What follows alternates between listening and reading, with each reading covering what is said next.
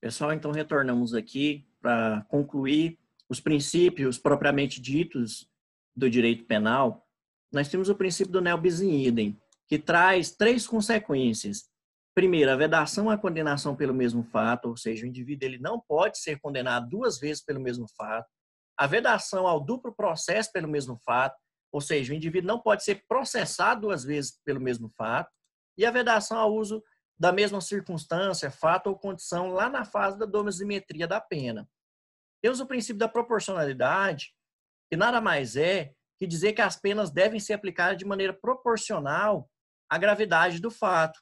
Então, veja bem, nós não poderíamos aí ter um crime de homicídio cuja pena tem um intervalo de 2 a 4 anos e criminalizar, por exemplo, uma conduta de porte ilegal de arma de fogo de 10 a 15 anos, dada ao princípio da proporcionalidade.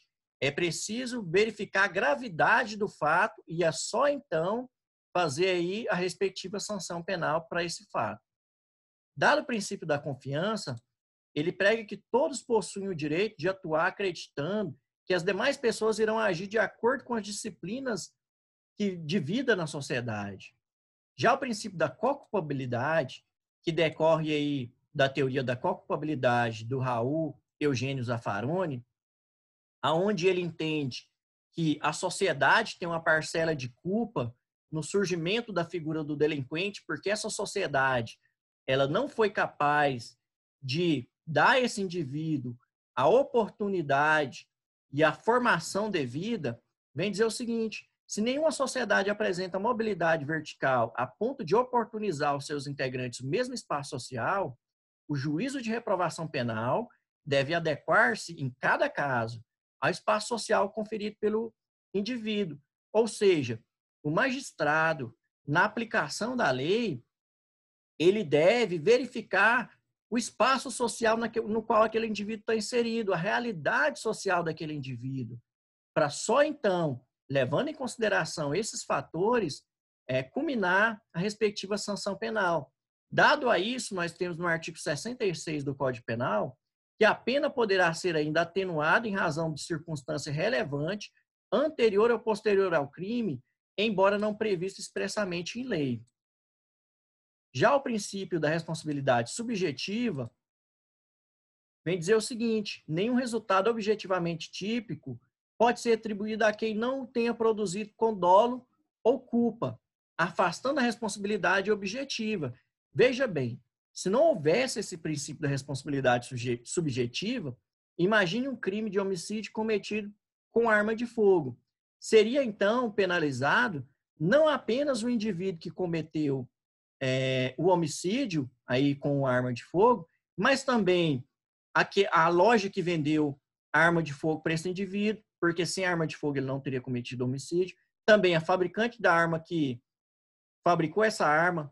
Entende, então, que é preciso que haja uma responsabilidade subjetiva, ou seja, a loja não agiu com dolo ou culpa ao vender aquele instrumento para esse indivíduo. Da mesma forma, a fabricante não.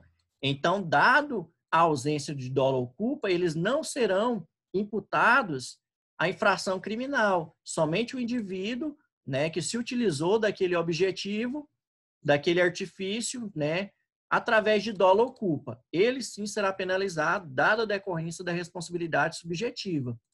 Temos aí o princípio da imputação pessoal, né, ou seja, nós não punimos os inimputáveis. É preciso que o direito não possa castigar um fato cometido por quem não reúne capacidade mental suficiente para compreender o que se faz determinar de acordo com, ou que se faz determinar de acordo com esse entendimento. Mas aqui eu abro um alerta que, para os inimputáveis, embora não lhe seja culminado aqui uma